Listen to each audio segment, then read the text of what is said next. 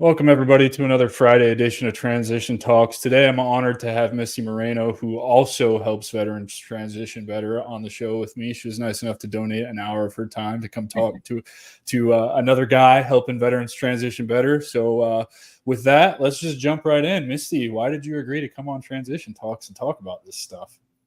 Yeah, well, I love helping veterans. I think that we are in the veterans are supported era. So the more people that are out there sharing their story, their tips and tools, what worked for them, maybe what didn't work for them, the better off the veteran community will be. We are where we're currently at, me and you, because of the people before us. And so I just really like to share, my tips, my tools, and it might not work for you, but I do believe that foundationally, they are tips and tools that can be applied to anyone's transition story, whether you're separating or you're retiring. So I just figure whoever wants to truly listen and who has a growth mindset will take our advice and do what they want to do with it.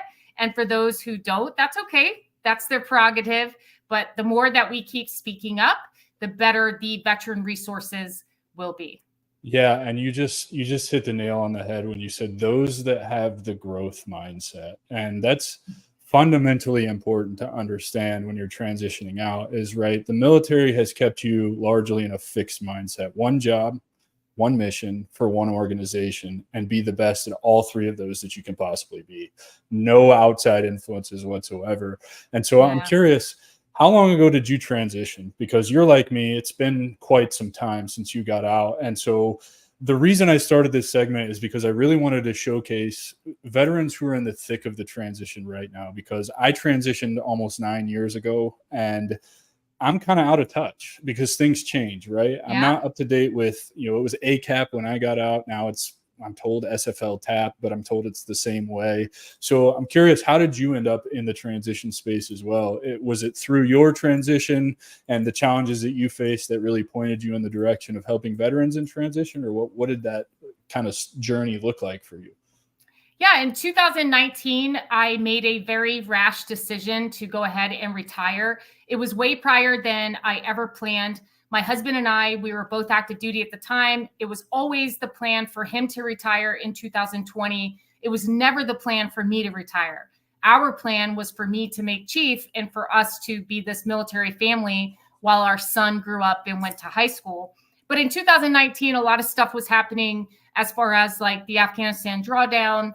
And I just started to see a lot of things that no longer I felt aligned with. And I felt like that was the time for me to leave. And then there were a couple of things happening, where I work, and I'm human, and I just said, hey, I don't really have to deal with this anymore. So, I'm marketable. I can go ahead and retire now. And so that's what I did. I made a very rash decision, but it was the best rash decision ever. And I will tell you, in 2019, I made the decision to retire. In 2020, I retired in the height of the pandemic. And I classify my transition as super smooth and super successful. And honestly, I didn't really have any hiccups, and I still don't feel like I have any hiccups. So I know that I am probably the exception to the rule, according to a lot of people. You're the outlier. But let me tell you why. So, in 2013, something personally happened to me and it impacted my professional life. And I was not the same airman that I had always been for 13 years prior to that. But I received a performance evaluation that completely rocked my world. And I say my world because at that time, work was everything to me. And so when I was no longer the best of the best, I had no idea who I was and no idea what I wanted to do with my life. And I felt like my identity was taken away from me. And in a lot of areas, it actually was. So in 2013, I felt super low to the point where I really even contemplated, not being on this great earth anymore. And the moment that I started really kind of thinking about that stuff, I was like, whoa, what the heck is going on in my mind? So I called mental health immediately. I was at Moody Air Force Base at the time in Georgia, called mental health and said, hey, I'm having these thoughts. And I went through an intense 12-week program. And we really identified that I made my entire life my career, or I made my career my entire life. And I think both of those statements are actually true. And so it wasn't until 2013 where I was like, hey, I got to do something different. So I took steps to make the military a part of my life, not my life. I got some hobbies, and then I built a community around me to help me, really kind of learn some different things and gain some new perspectives from people that weren't really in the military. 7 years later, I retired. And so I did the work when I was still in the service. And you know what else? I watched people transition. I watched people retire from the military. And I have a great example, Gary DeVault. And I have another example that I would say is not a great example. And obviously, I'm not going to name names. But those two examples really helped me identify what I need to do while I'm still serving. So then I have this smooth and successful transition when I retire. Yeah. And you kind of just hit everything on the head, right? If you think back to the first time that you and I met and that really high energy call that we had, because we're in the same space and we see the same challenges that everybody faces, you just hit it, right? You wrapped your entire identity around, being the best airman you could be, right? Or airwoman, however you phrase that. Yep. Yeah. Airman. I'm an airman. Yeah. And then you get that bad performance review. I assume it was bad. You said it rocked your world, right? It's not what you were expecting. And then all of those thoughts come to you because that performance review is your whole identity right there. Yeah. It determines the future of your career. It determines largely the future of how you view yourself. Yeah. And so let's talk about those challenges that veterans are facing, those loss of identity, the loss of purpose when they get out, and how we can come together and help them kind of battle that stuff. Like, where did you start to see and through that 12-week program, I'm sure was really enlightening for you and how to separate your identity from your military career, how to learn who you are as an individual, because I had the same problem. You could have used me as an example for how not to transition, right? Drinking, drugs, bouncing from job to job, suicidal thoughts and ideations, right? Like all of it. I had it all. And so I just really am curious, like, what did that 12-week program teach you to do that really changed the trajectory of how your transition would go? The first thing that it made me do was my counselor wanted me to identify what is the worst case scenario in your life. So he said, if the worst thing were to happen, what is that? And I honestly was like, oh, okay, the worst case scenario. And so what the exercise made me do was realize that receiving an evaluation report that was less than stellar is not the worst case scenario in my life. The worst case scenario in my life would obviously be losing my child and then, and or losing my husband, right? I think everybody who has children can relate to what I'm discussing.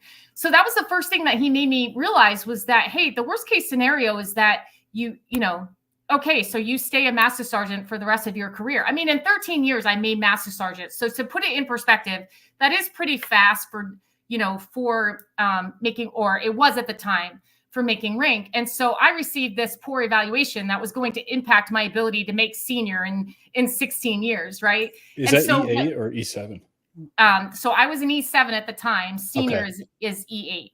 Okay. So yeah, that is quick. Exactly. I mean, back when I was in 7 and 7 for an infantry guy was really fast, but that's not typical. Typically an infantry guys are right around that 12 or 13 year mark. So I see how fast that is, but I really like how you're saying that he gave you perspective, right? So perspective is everything. And I think that perspective allowed you to see that performance review. Okay, I made this rank really fast. Yeah. Of course, I'm not going to be up to standard when I get my first review because I probably didn't spend enough time at the rank below to learn the things that I need to learn, right? Always learning.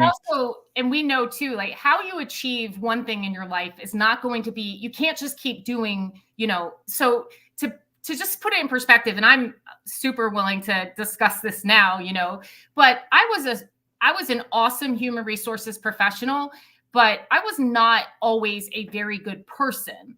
And my leadership at the time just said, hey, I would want you on my staff any day because you do great work. But how you do the great work, how you get stuff done, I don't like. And I don't like your attitude. So either fix it. And she gave me multiple chances to fix it. And I didn't. And so she said, well, you're not going to be rewarded. And she was the first one that was truly willing to be like, hey, it doesn't matter your work ethic. It doesn't matter that you're awesome at what you do. I need you to know that it matters how you treat people. And that was such a moment in my life, because now that's how I live my life, you know. But during that 12-week program, he helped me identify my worst case scenario. But here is where the magic happens, Adam. He said, okay, so what's your worst case scenario? So I named it. My worst case scenario is my son, you know, dying before me, right? And he said, okay, could you handle it? Could you handle it? And I was like, well, what do you mean, could I? And he's like, okay, it would suck. It would absolutely suck. You would wake up every day and you wouldn't want to do life, but could you handle it? And I was like, yeah, I could, because I don't want suicide to be a part of my story. And I don't want it to impact my parents or anyone in my life.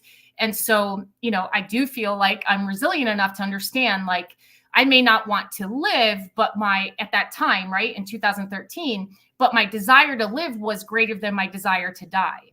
Yeah. And so what he really wanted me to recognize was, okay, so this is your worst case scenario and you could handle it. So then here's where the good stuff happens. He said, so everything else that happens to you, through you, around you, you can handle. I was like, isn't that amazing? Yeah. So it really opened up my eyes, because from that moment on, that's how I view everything. Like, you know, we're kind of enduring, the Morenos are enduring something right now. And when we think about what our worst case scenario is, this is not it. This sucks, but this is not it. You know what I mean? And so that's how I approach my entire, you know, next 7 years of my career. And when I watched people, you know, transition, I took notes. And so I took notes of what I should do, what I shouldn't do, what worked, what was effective, what was ineffective. And that's why I'm where I'm at right now, because I took actionable steps. And then one time, you know, I had a senior leader that tell me, he said, you know, regardless of when you're going to retire, hey, you're going to get out of the military. So I'm going to need you to prepare for that. And that's when in 2019, I found Vets to PM, and I've been working with them and for them in some capacity ever since. And Vets to PM was my transition resource.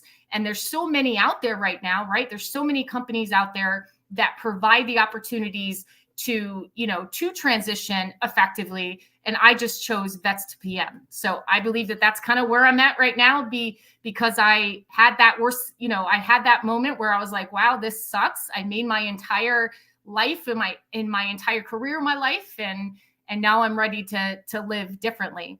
And into my defense, I was still rather young. I was still in my 30s, and I'm 46 now. And how I live my life now is so different. Like when I think about 2013 Misty, I'm like, what was going on? What was she doing? Yeah. What was, yeah. No, I like how you're drawing attention to, he made you do something that I preach about a lot. And that's sitting with yourself and really understanding who you are at your core. And he did that by punching you in the gut, by making you feel your worst case scenario. Like, I'm sure when that question came out of his mouth, it probably took your breath away a little bit, didn't it? It did, because he said, if you're going to tell me that your worst case scenario is that you're not going to make senior master sergeant, then we have some bigger issues to tackle. Yeah. And that was the moment when I was like, dude, you have to, like, what are we doing here in life? You know, but that was a really good moment for me. And I absolutely love that 12 weeks of intense therapy that I went through. You know, it was completely voluntary, and I wasn't made to, but it also made me think.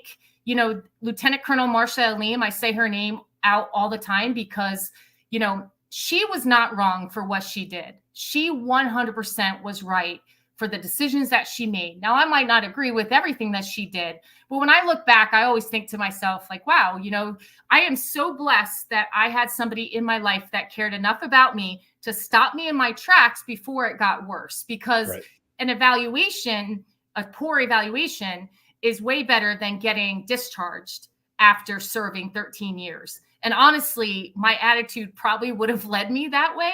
And so I'm so grateful that she, she took a stand and she was bold. At that time, people were preaching in the Air Force, they were preaching bold leadership.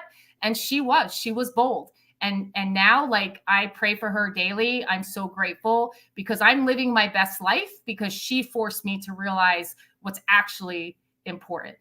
Yeah, and as you were telling that story about what she did and kind of who you were at the time, I was thinking to myself, I was like, man, what an exceptional leader to see the potential in you to be a leader, but to understand that the path that you're on is the toxic leader path, not the servant leader or the quality leader that we would want in the military. And I saw a lot of that in the Army. I saw a lot of toxic leaders, particularly as we discussed before, with people making rank way too fast, being buddy, getting awesome performance reviews so that they make the next rank even faster with absolutely no business being in those positions. And I think that's extremely important.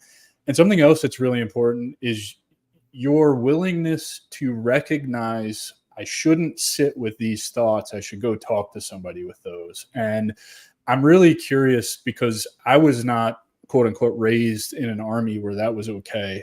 In fact, I watched people's careers get destroyed for going to mental health and getting help. And I mean, it was quick. It was several, 6-7 weeks later after they tell me they're going to get help, I'm talking to a counselor. Now they're out of the Army. And it's like, oh shit, like this isn't okay. So by and large, what does that teach the younger soldiers? It teaches them that it's not okay to go get help and that you're going to have to figure this out on your own. So I'm curious, how did you come to the decision, I'm having these thoughts because I got this negative performance review. Let me go talk to somebody. Like, how did you get out of your own way enough to actually have the courage to do that?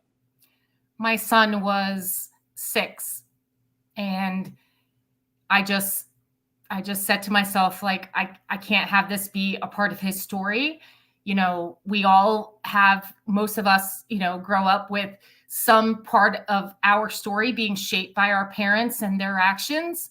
And I just really wanted to make sure that I wasn't going down the road where he would have, that as a part of his story and that's going to shape the way that he grew up. Because honestly, like some of it was, I wasn't an all-in parent, and the amount of time that you put into your children when they're younger is going to equal the amount of time that they put into you when they're older.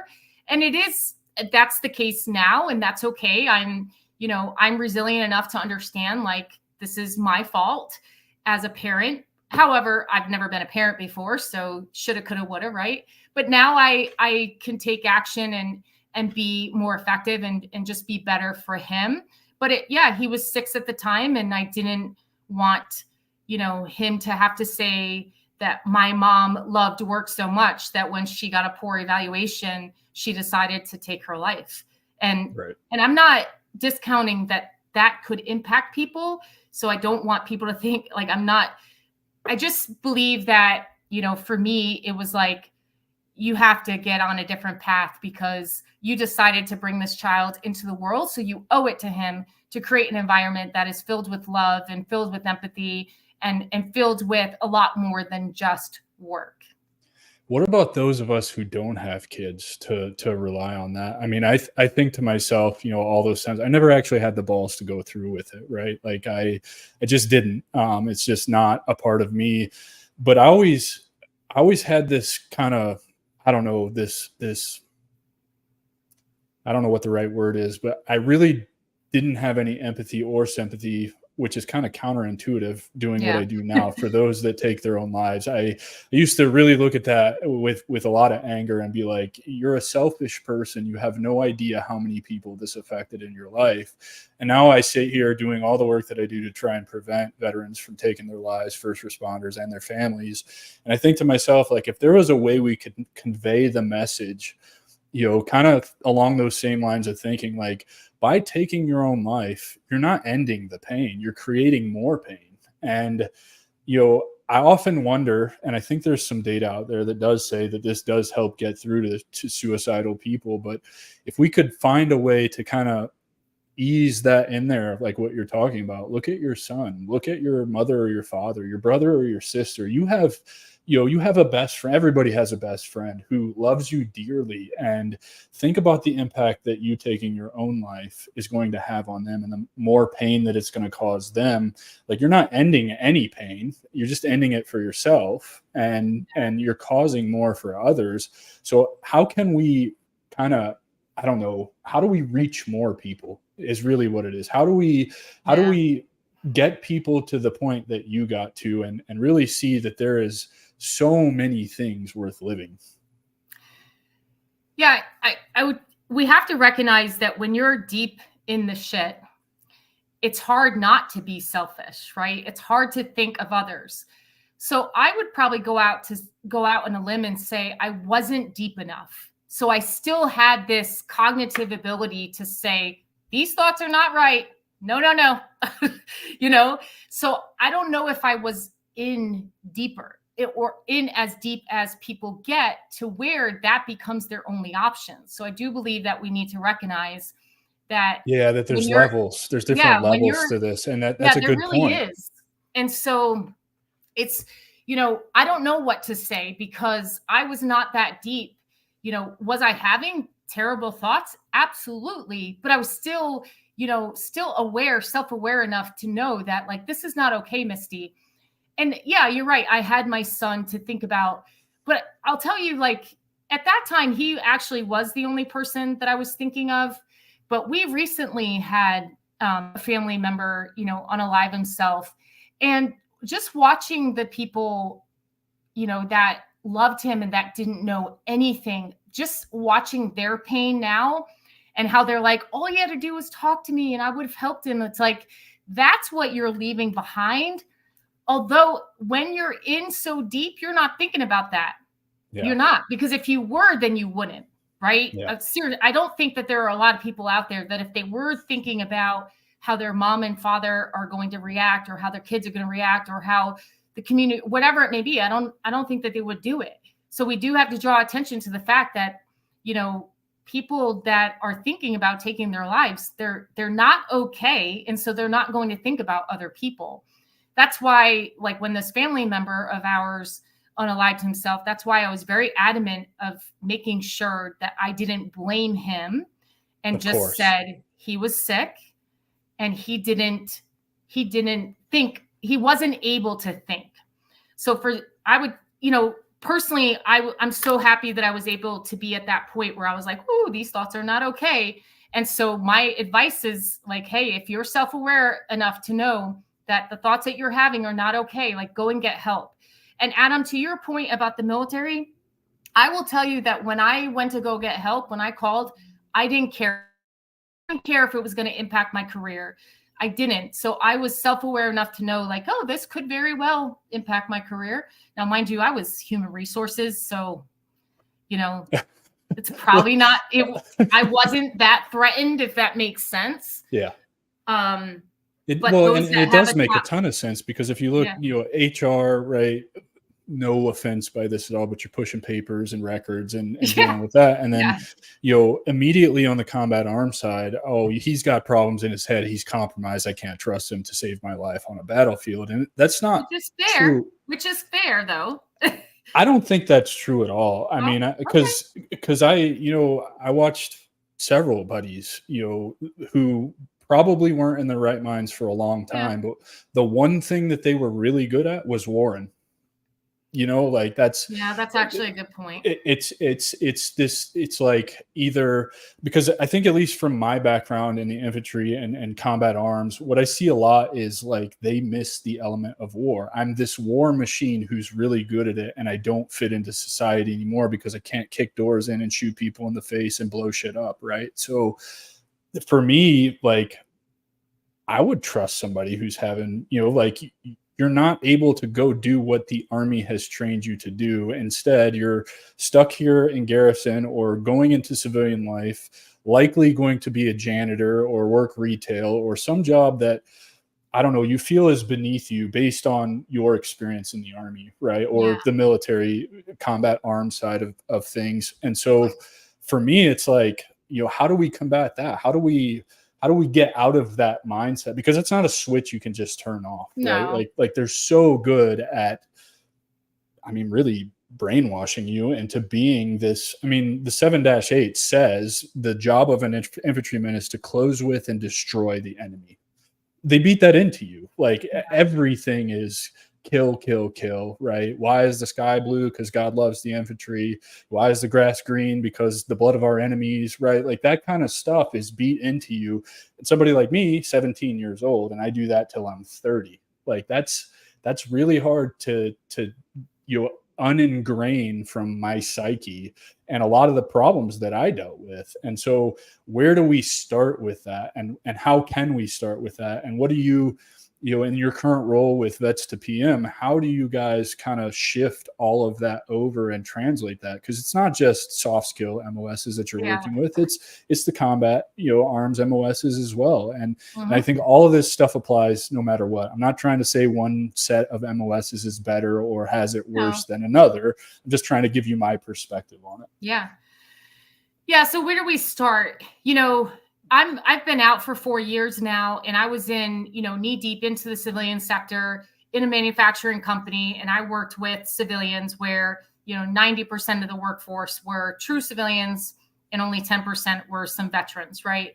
And so when we think about our military transition, civilians go through the same thing for the most part. Right. Now, mind you, the military and the civilian sector is a little bit different, but there are career fields out there where they're giving their life, they're signing a contract, they're agreeing to die for their country, whatever it may be, right? Now, there's a lot of civilians that, don't have work-life balance. They give up their families. They don't go to the doctors. They get divorced because work is more important. Their kids don't know them either. So there are a lot of parallels. So when you ask, like, where do we start? I think it really just comes down to who we are as human beings. I have a 17-year-old son now. So, and we're trying to prep him, because he's going to turn 18 when he's still in high school. And so we're trying to prep him, you're actually going to be an adult. That means that you could be charged as an adult, you're responsible, whatever. And so we're trying to help him with his mental, health and his emotional intelligence. And it really just, that's what it comes down to. When you're 18, and I do think that the military, in general, the Department of Defense in general, is recognizing that there needs to be a change. We're letting 17, 18-year-olds in, and we're giving them a weapon, and we're telling them that, this is the most important thing. And so I hope that in years to come, we're teaching them that we need to be well-rounded. And yes, this is your MOS or this is your career field, but you also have a life. And that's why, my 3-step process, whenever I mentor people, it's make whatever your career is, make your career a part of your life, not your entire life. Get some hobbies so you have something to look forward to when you leave work or on the weekends. People always say, well, you shouldn't wait to the weekends to live your life. We have to work for a living. So sometimes the weekend is the only time that you can live your life. It's not a bad thing. Or you know what I mean? The only time you can enjoy the fruit of your labors. And then the third thing is to connect with people that are not just like-minded. So not just the military people. Connect with your community. Maybe it's a gym, maybe it's a church, maybe it's your neighborhood, whatever. And so when you do those 3 foundational things, that should build, emotional intelligence and mental fitness, right? And so I say that that's where we need to start. I mean, we could go down a whole rabbit hole about the mental health of, people in the United States, but really it just comes down to, regardless of what your job is, what your career is, it cannot be your entire being. It can't. That is not a recipe for any true success. You know what I mean? Because I had a chief once tell me, she's like, I was a master sergeant at the time. And she said, just make sure that the right side of your retirement ceremony is filled. And I'm going to be honest with you, Adam, I had no idea what she meant by that. And, and then during my retirement ceremony, I knew exactly what she meant, because the right side is reserved for your family and friends. Yeah. And so I was actually pretty blessed where I had a healthy right side of people that I considered my friends, my, my family, and people that were really important in my life. And so regardless of what you do, if you're in the military, the civilian sector, whatever, just make sure the right side of your, retirement ceremony is not. And that happens when you make your career part of your life, not your life. When you get some hobbies and you truly enjoy this great earth that we do live on, live in, and then build a community that's not just the military or not just, where you work.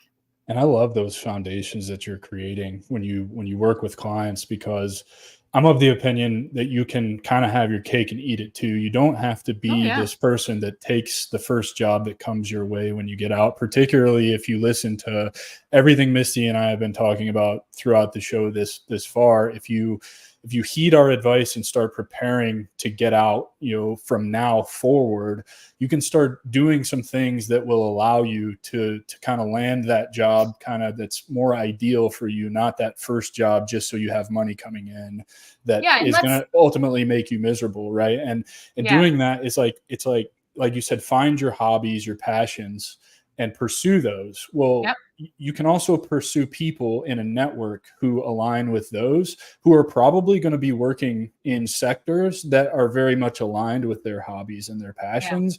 And that's how you can get into something, that is not soul sucking and that you hate when you get out, so that you don't start feeling like this. Do you agree with that?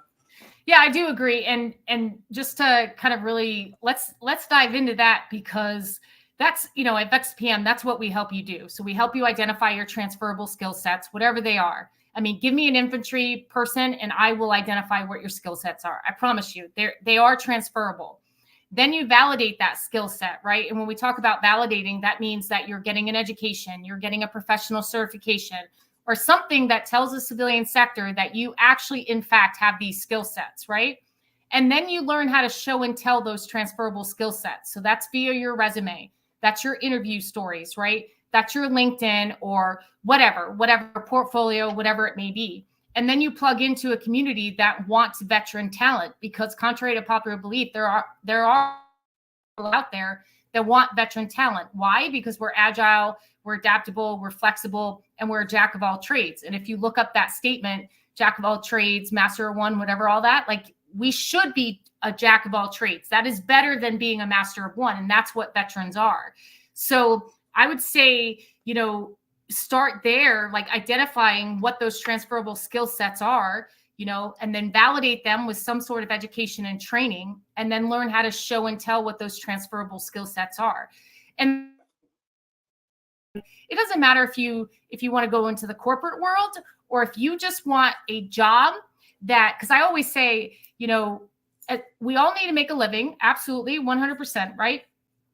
But let's not get it twisted. You don't have to make a living by going into corporate. You don't have to make a living. 6-figure salaries require 6-figure work. So people that tell me that they get out of the military because they want work-life balance, well, what do you think a 6-figure salary is not going to give you? It's not There's going to give no you balance there. balance. Yeah, no balance.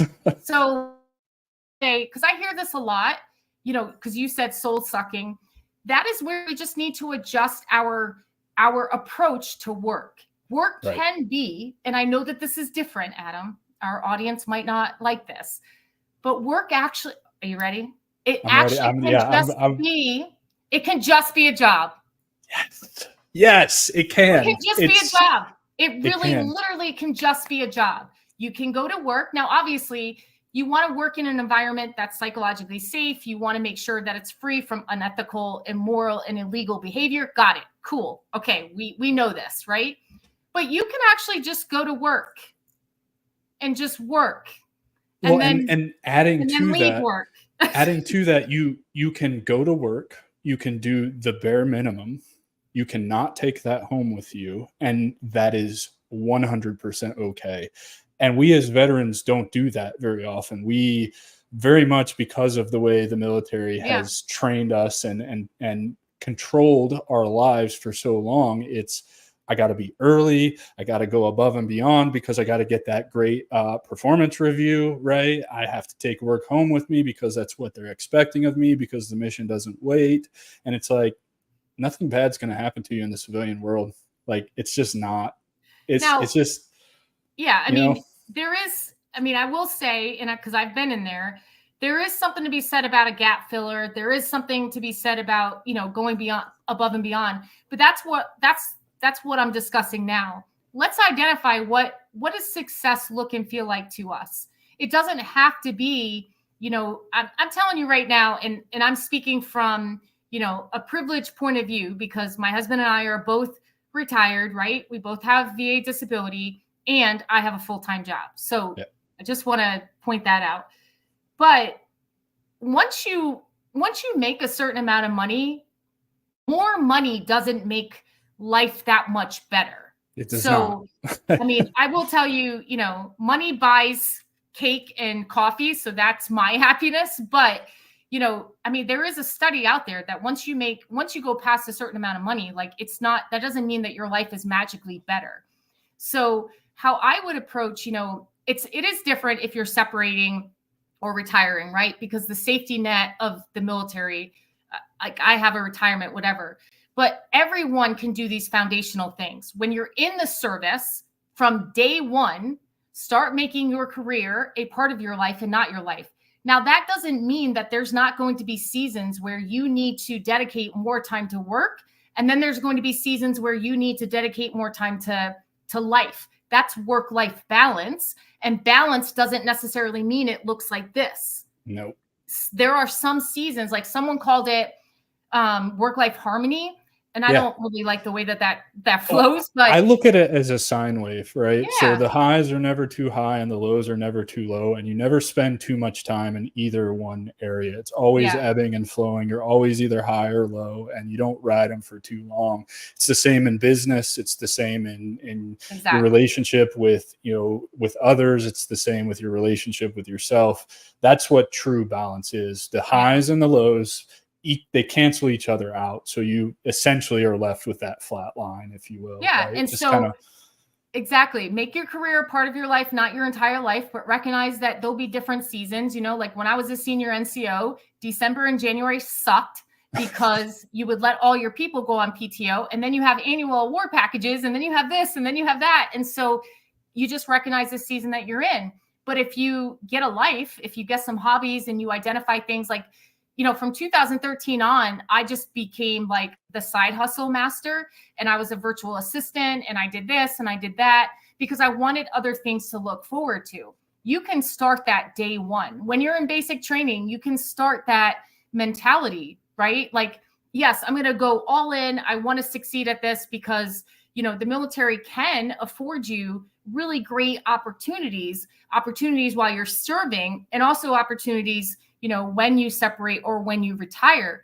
But you don't have to be all in. Like, I remember people used to tell me like, oh, well, service before self. If someone throws that out one more time to me, service before self doesn't mean that you just give up who you are. That's not what it means. It just means, like I used to call it, I would always give these speeches and I would just say, you have to fulfill your dotted line commitments. Mm-hmm. So when you sign the dotted line, you have to fulfill those dotted line commitments. So that means that you are saying in the military, at least when I served, that you're going to be drug-free, that you're going to be on time, you're going to wear your uniform the way that the regulations tell you to wear your uniform, and you're going to obey the UCMJ. Those are your dotted line commitments. Well, in the civilian sector, you have dotted line commitments too. So it's not that much different, except obviously in the military, we deploy or we could die for our country. But hey, in the civilian sector, we have people moving all the time so they can progress too.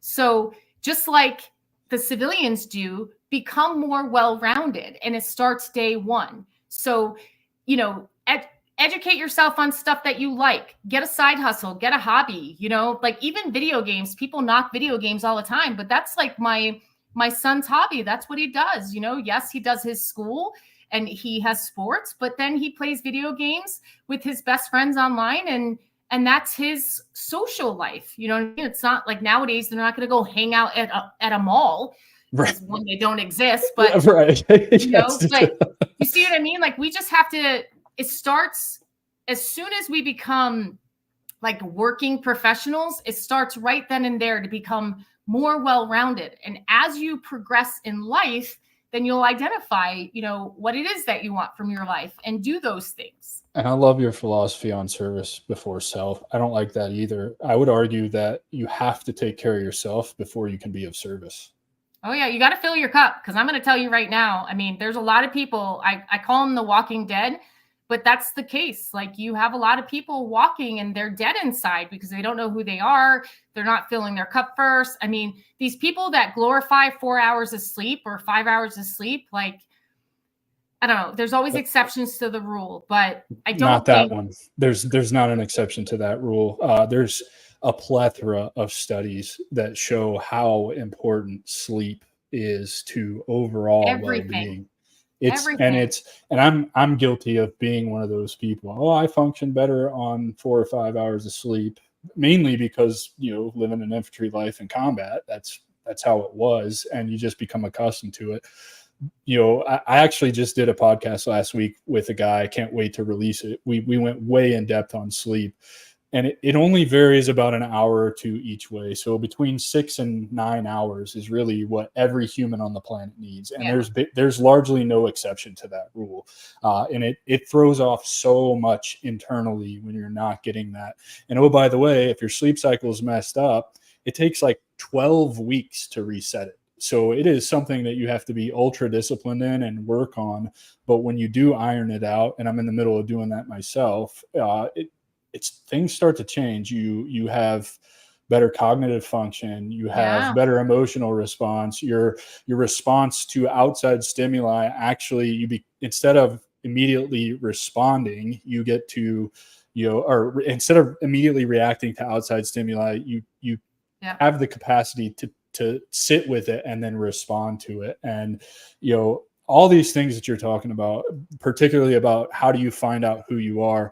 I'm toying with trying to figure out how to get a DISC and an MTBI assessment into the stronghold, because those tests will tell you so much about. Now, mind you, they're not the be all end all, casting things in stone, but they will enlighten so much about who you are as a person that you'll discover why certain things impact you the way that they do. And you can learn how to kind of work around those things.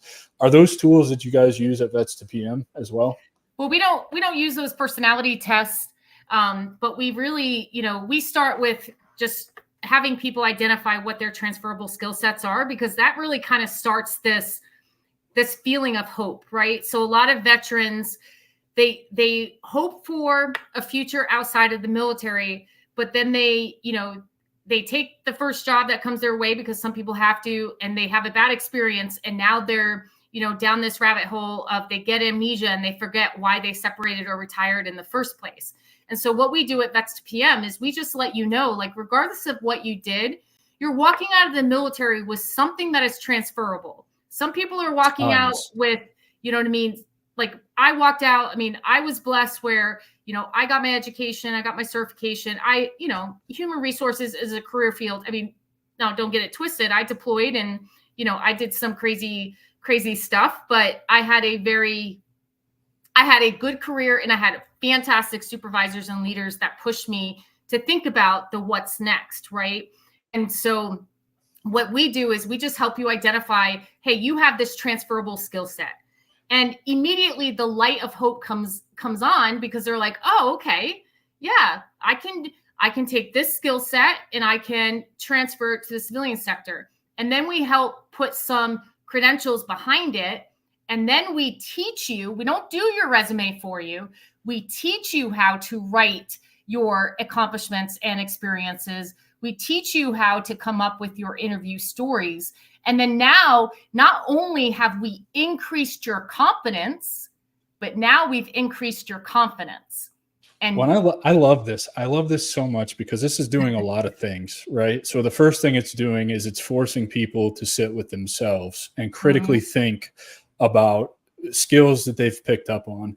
Not only that, but now you're forcing them to critically think, to put that into their own words and really reflect on, okay, these are the skills that I've acquired. How does this facilitate me being happy in the civilian world in whatever career or job that I take? And I think that's wonderful. And you're not doing it for them. You're actually forcing them to take the action. We're teaching them, right? And then, which is teaching them that nobody's here to do this for you. And then kind of on the other side of that, when they get through it, whether it's stellar or it needs some improvement, at least they're familiar with what it feels like to take action and accomplish something that was maybe a lot outside of their comfort zone. I didn't know shit about writing a resume when I got out. And by and large, the resume class in ACAP was terrible.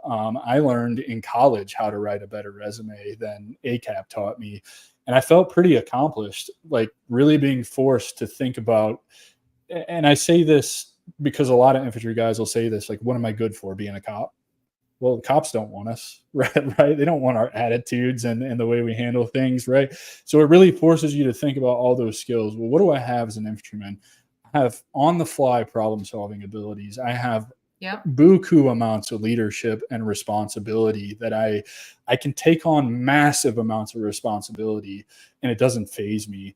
I'm adaptable because I'm always adapting. Nothing ever goes, as the con op lays it out when you're out there on mission. Everything goes to shit when the first bullets start flying, right? Now, how do all those skills apply to something that I'm interested in on the outside world, right? How can I be a leader? Where do I fit in there? How can I find a career that lets me just solve problems? Or what is this career that is full of chaos where I'm constantly going to have to be adapting? Because some people like that. I like that very much. I don't like stagnant, same thing day in and day out. I like new challenges all the time. Probably why I started a business. I don't know, but like all of this stuff, like this is the inventory that we're talking about you should take on yourself. Yeah. And it really just comes down, the military is just like any other career, because I watched for 4 years civilians have to uproot their families and go to other countries in order to take on bigger and better opportunities. I've watched civilians get laid off. I've watched civilians, resign because, they just needed to, do something different, whatever it may be. But the common denominator was they always had, they had their education to refer back to, because I hate to say it, but the world hasn't caught up yet with the value of experience. We have labor laws. We have, we have laws that we have to adhere to. And so, get an education, get some training underneath your belt, dive into, side hustles or whatever it may be. I mean, there's so many different ways that you can make money now. You don't have to have that traditional job. But the common denominator was they had something backing them up, whether it's a 3-month stockpile of money or, it's something that they can fall back on. And if you just approach, your separation or retirement with the attitude of, how do I define success to me? Because I'm telling you right now, the way that I define success is very different than how most people. It allows me to be able to, doom scroll without feeling bad about myself and my, 1980s house. You know what I mean? It allows me to operate with integrity and work the way that I do, because I'm not comparing myself. So identify what success looks and feels like to you, and then take it 1 year at a time. And here's why. A lot of people, okay, if the situation is unethical, immoral, or illegal, then absolutely leave. Right? Leave. Right. However, in a year, how can I upskill? What can I learn? What can I earn? Maybe the job is paying you a lot. Like when I was at Continental Tire, I was earning a lot of money. And so for 4 years, I was like, well, what can I learn and what can I earn? So I was blessed where I can do both, right? But some jobs will be just for learning. Some will just be earning. And then ideally you want to be able to do both, right? But take it just 1 year at a time. What can I learn? What can I do? How can I upskill for 1 year? And I'm going to tell you right now, especially for a lot of people that are getting out with no degrees, go get a trade. Yes. Go get God, a trade. yes. I mean, Oh, if you like to work with your hand, I hear it all the time from veterans, and I'm just going to be real here. I hear all the time, I'm a hands-on person. I don't want to sit at a desk, blah, blah, blah. Hey, HVAC is hiring. Well, I don't want to do that. What do well, I we mean, you think about, you've got HVAC, plumbing, electricity. plumbing's going to be the new millionaire by Oh, 2027. and plumbing has, I remember in 2003, I was a young private. I got roped into going to Talladega and Atlanta Motor Speedways 2 weekends in a row or something like that. Excuse me. Were you volunteering? I got roped into it, and I met a guy up there that was a multimillionaire, and he was a plumber. He just owned his own plumbing company. And I was like fascinated by, you make that much money fixing people's toilets? Oh man. And Oh yeah. I was like, for those of you who are getting out and you're homeowners, if you've ever had to call a plumber because you don't have the skills to fix something simple for yourself, just think about how much. I think the last time I had to call anybody to come out was an electrician. I don't do electricity. That's beyond my limits, Yeah, and it's a I don't little, like it. yeah. But it was $150 service call just for them to come out and diagnose. That doesn't include fixing anything. And I love, because I'm very business minded, I love to talk to the service techs that come out. And I asked him, I was like, how much of that do you keep? And he's like, 60%. 60% of the service call goes back to the servicer. And then he gets commissions on whatever job he sells to you. And Yeah. it's like, man, that's awesome. So yeah, think about those trades, man. Think Yeah. about, you always are going to need an auto mechanic, always. And Yep. those pay scales are getting better. The working conditions aren't ideal, particularly if you work at a dealership where they're very money focused, profit forward. But I mean, there's so many different, I'm thinking just kind of outside the box. Like our house got hit by lightning, a TV got fried. And so I bought the parts for $60 to try and fix it before I go out and buy a new TV. You could be a TV repair guy. Like, Yeah. like there's so many different There's things. options. And I think There's so many options. Yeah. And that's what, there's society today is telling us that if we're not a TikTok star or we're not a corporate person, then we're not adding value in life. That's actually not true. I mean, I talked to someone the other day and he's like, I just go to work, I make money, and I get to go to my kids' soccer games. And, yeah, I work at a gas station, but I make a pretty decent living combined with my wife's job, and we're good. I don't really want any more. I'm okay. And you know what he said to me? He said, there's people out there that are making six figures and they're super unhappy. And I'm making exactly what I need to pay the bills and have a little extra. And I am the epitome of what I think happiness should be. And I think that says a lot about, it's really all about your mindset. I Defining don't want to what say that success looks like to you, right? Exactly. Like that's what success looks like to him. Exactly. Success to me looks like I control my time and I have enough money in the bank that I can, within reason, go spend money on a daily basis and not have to check it. That's what success looks like to me. It doesn't look like being a billionaire. It doesn't look like having a multi-billion-dollar company that brings in several billion dollars in revenue every single year. That's not what success looks like to me. It doesn't look like putting in 80 hours a week in a suit and tie. It just looks like whatever it takes to get me cash flow that doesn't run out and control over my time. And I promise you, if you sit down with yourself, discover who you are, and critically think about how to get there, you'll figure out so much different stuff about yourself and how to get there, that the only way you can go is to success. Yeah. And I wanted to share something with you, because when we talked last, you and I both talked about journaling. I think that journaling is such, I'm telling you, it is the best exercise that anyone can do. You can do it for 5 minutes. You can do it for an hour, right? But when I journal, I journal every morning when I drink my coffee, and journaling really provides clarity to a lot of different things. You don't have to have a plan, but there's some questions that you can ask yourself. So I always tell veterans, journal first thing in the morning or whenever you wake up, whatever first thing is, right? And ask yourself 4 questions and journal the answers to these 4 questions, because it really helps you become thankful in the moment. Question number 1, what did I do yesterday? Right.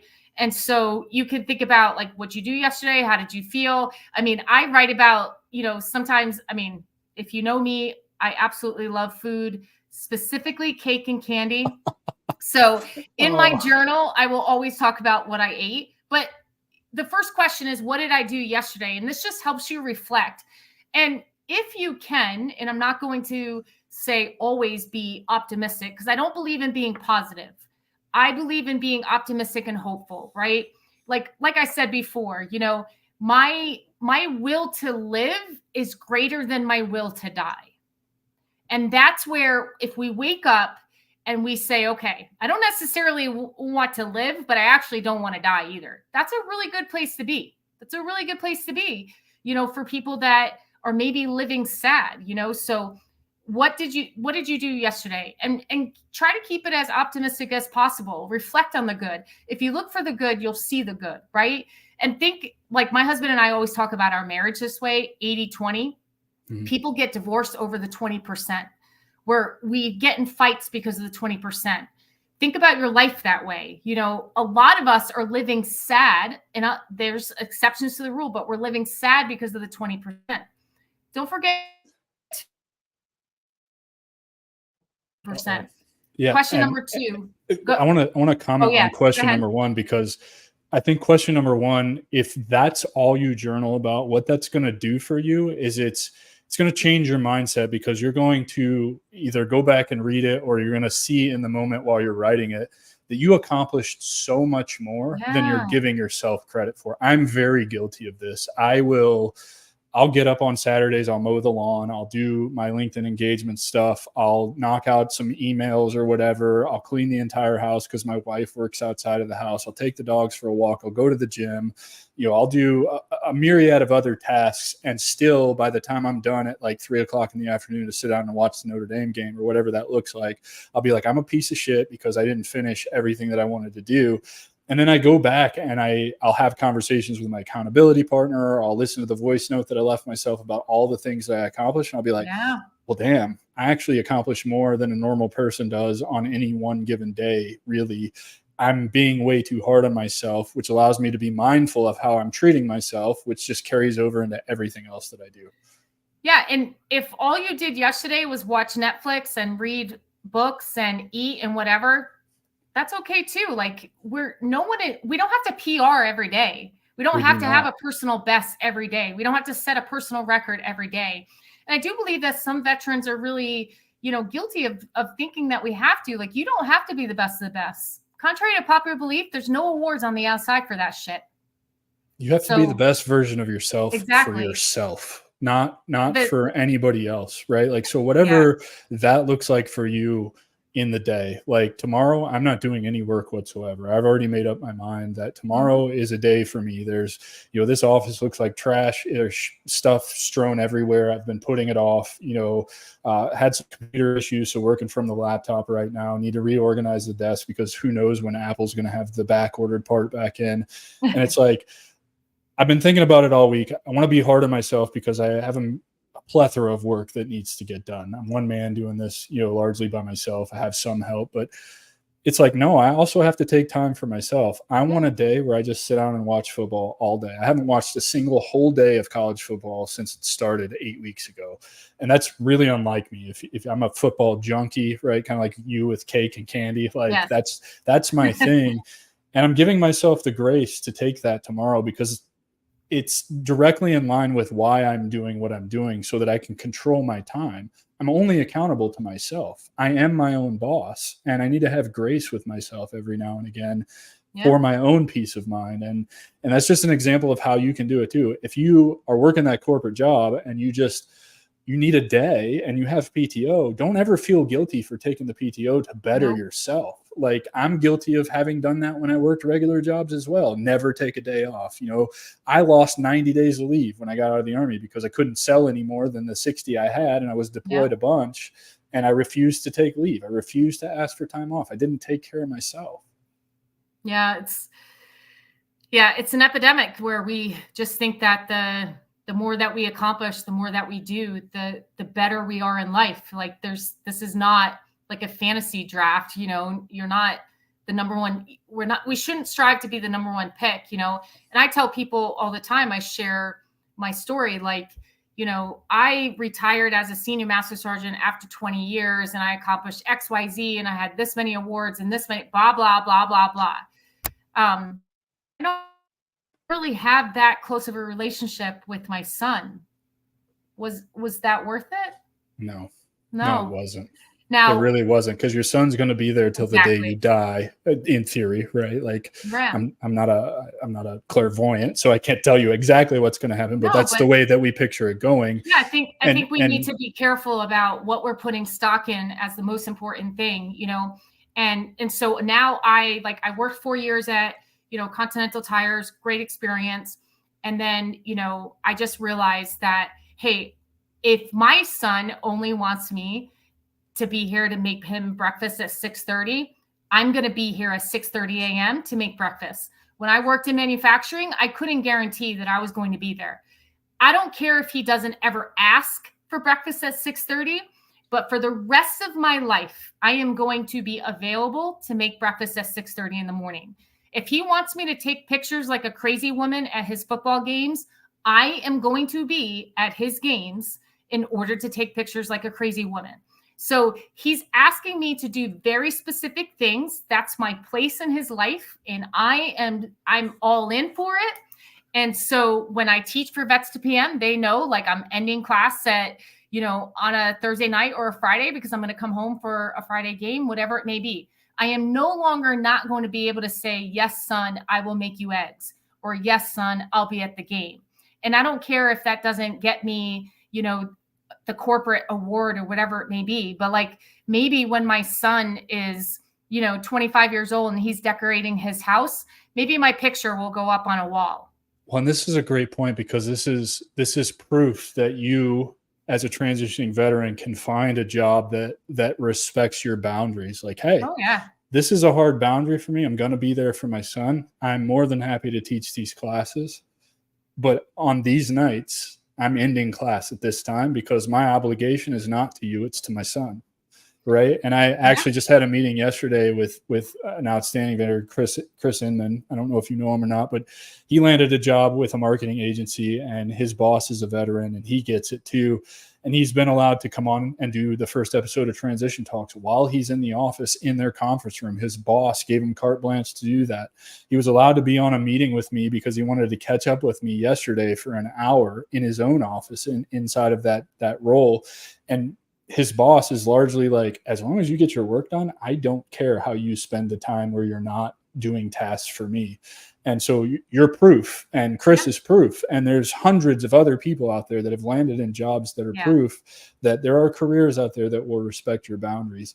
Before we wrap all this up, I want to hear the other 3 questions about journaling, because I think this is super important. And I know you and I could talk about this stuff for another 4 hours if we really wanted to.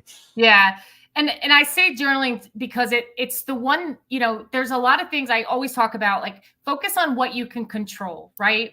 And so there's always exceptions to the rule, but honestly, how we get mentally strong and mentally fit is something that we can control. So regardless of what we have going on in our head, right? We all, whatever it may be, PTSD, trauma, most of us can be self-aware enough to say, okay, I gotta take some action. And journaling is one of those things. It's not the cure-all, absolutely not, but it is a part of the equation, right? So when I think about my mental fitness, journaling is a part of that equation. So the first question, what did I do yesterday? Second question is, what am I working on? And you could talk about your goals. You can talk about, your relationships, whatever, but anything like, what am I working on? Question number 3 is, what's coming up? And I really like this question because I have my best friend, the holidays are really tough for her for specific reasons. And so she'll journal what's coming up and it helps her identify what it is and what she needs to do in order to navigate the hard time. Yeah. And I want to clarify, when you say what's coming up, it's not what's coming up on the calendar. It's not what's coming up, in the next few days. It's what's coming up internally for me. Yeah. What is constantly gnawing at me that I'm constantly thinking about that's on replay in my head? Yeah. That's what she means by what's coming up. And it could mean the other thing too. It just absolutely. Kind of but like in your context here, it's very much. I'll be real with you. It's a deeper level. This week level. has been a rough week for the Moreno house. And so every day when I'm journaling what's coming up, like I'm writing, like I'm angry, I'm pissed off, I'm, and I'm, obviously nobody can find this journal because I'll probably be committed, but, but you see what I mean? Like you can put anything in there. The journal, it's yours. It's how you write. And it's kind of like when we were taught when we were younger, like write a letter, but don't send it. That's the journal. And I love this because let's finish your fourth question, and I'll kind of give you my final thoughts on journaling. No, sorry, this is awesome stuff. So no, and the fourth question is, what are you grateful for? And something that and you and I have talked about this before. My pastor talked to me today, and he said, "Are you talking about it or are you praying about it?"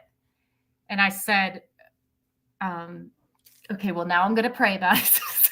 Yeah. And then he said, because I live like I need Jesus, not like I am Jesus, but God, Jesus is my savior. And I wrote, what am I grateful for? And I said, I'm grateful for this happening to us because we have realized once again what is really important and what's our worst case scenario. And this issue that is happening is not our worst case scenario. Does it suck? It absolutely sucks. And that's okay. We can embrace the suck. So it happened on Saturday, and today is the official 1 week. And I said, at the end of today, I am done. I'm done being sad. I'm done giving it attention. I'm done being angry. Tomorrow morning, if the good Lord wakes me up, then that's it. This is it. This is what it is. And we're going to move on. But writing what you're grateful for doesn't necessarily have to be the money in your bank account or the people in your life, but you can be grateful for the trauma or you can be grateful for the PTSD because it's keeping you alive, right? And it's helping you, get to the next step of where you want to be. So yeah, those 4 questions really help me focus, when I'm journaling, and journaling just helps me put myself first, fill my cup.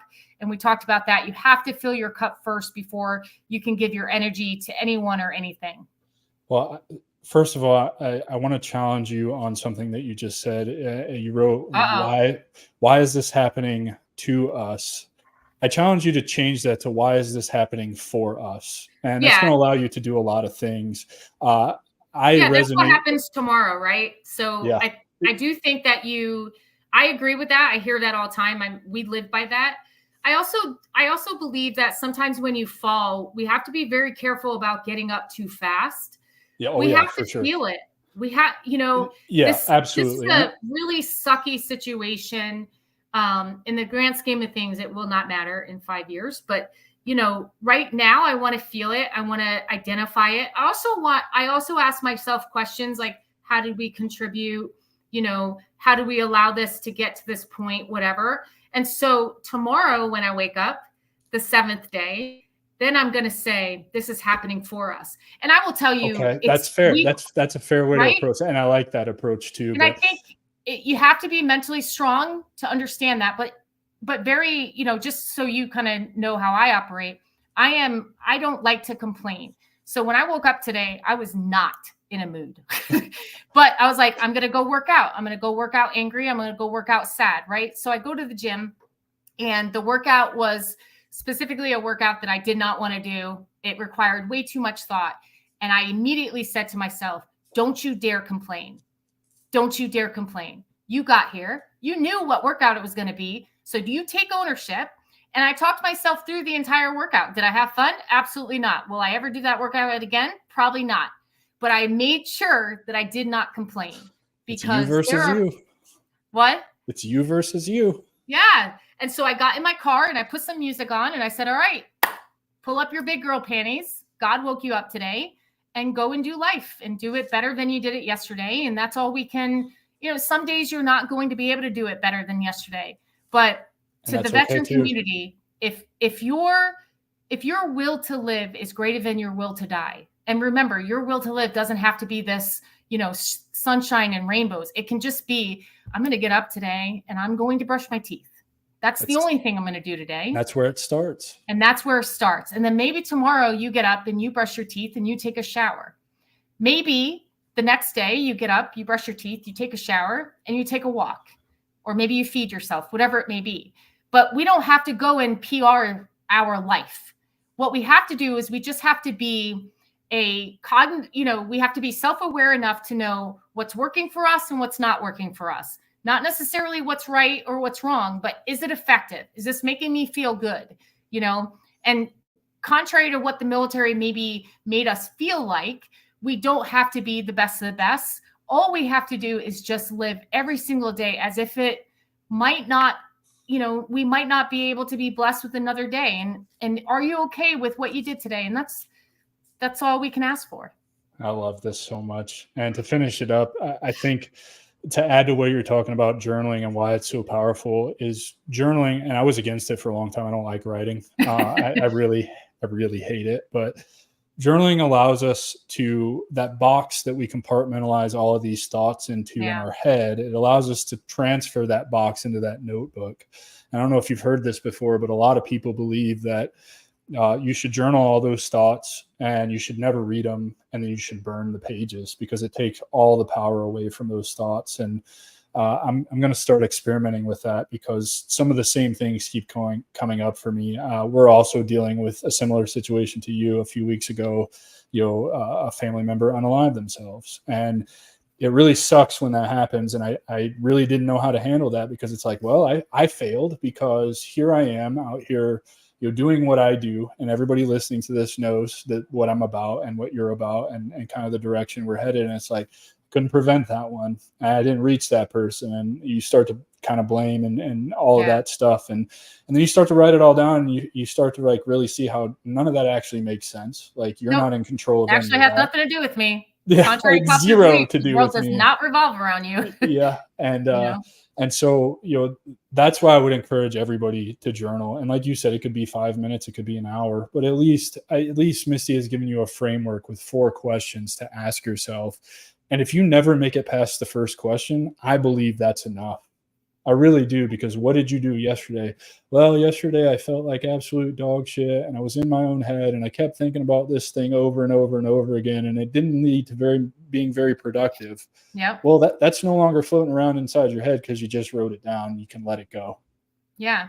And then, so what did I do yesterday? What am I working on? What's coming up?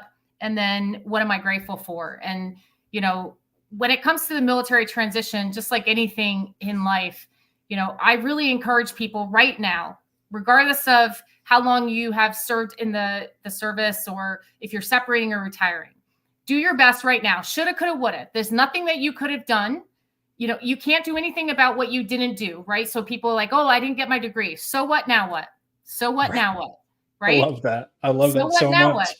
So make your career a part of your life and not your life. Identify what success looks and feels like to you only, right? And then go and get a life, get some hobbies, and then create a community that is not just military, that is just different people with different perspectives that can help you live this life that you are creating. And then the biggest thing is just really take it 1 year at a time.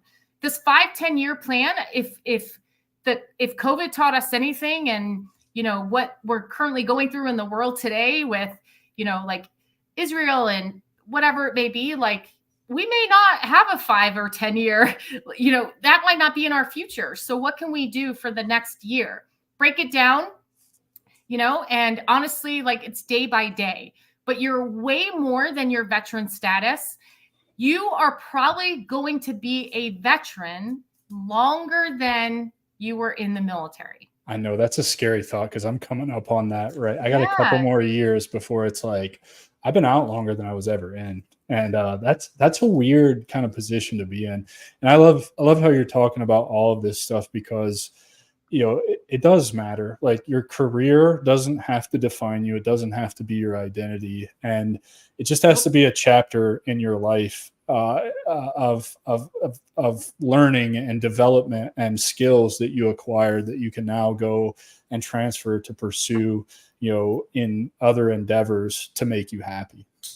Yeah. And, you are way more than like your military career. You're so much more than that.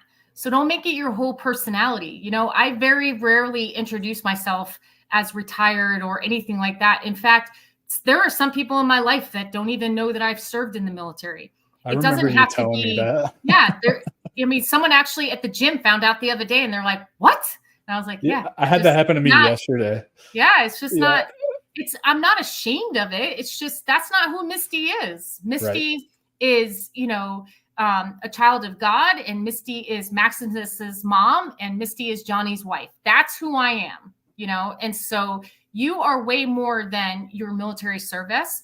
Use your service and your experience as a way to identify what those transferable skill sets are in order to be able to live a life that you thought of when you were in the service, and if you think about when you were wanting to separate and wanting to retire, because most of us are doing so before we have to, what did you think about? What did you dream of? Now go and do those things, because you spent so much time fighting for others to have these freedoms. Now it's time for you to actually enjoy the freedoms yourself.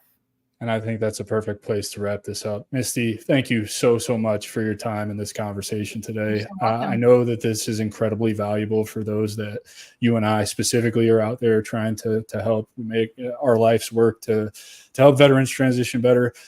This has been the Friday edition of Transition Talks. I will run these every single Friday as long as I can get a transitioning veteran, someone who is either coming up on transition or in the transition 3, 4, 5 months in, anywhere in that time period. I believe that this is the platform that can help everybody transfer out of the military better. And I think this is the way that we all have better transitions, is through conversation. So if you're listening to this, you see this, you stumble across it, reach out to me, DM me. I will reply. I will promptly reply, and I will bring you on the show and give you an hour to talk about your transition and what you want others to know about what you're going through, because I believe it's important.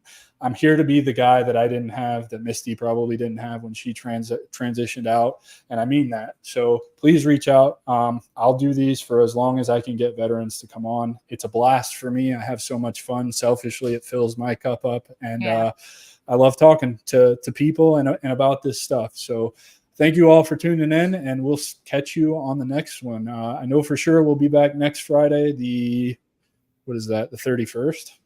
I think so. Halloween. Maybe I'll have to put a costume on for that one. That'll make my wife happy. But take care, everybody. And Misty, thank you so much for your time. Thank you. We'll see you guys next time.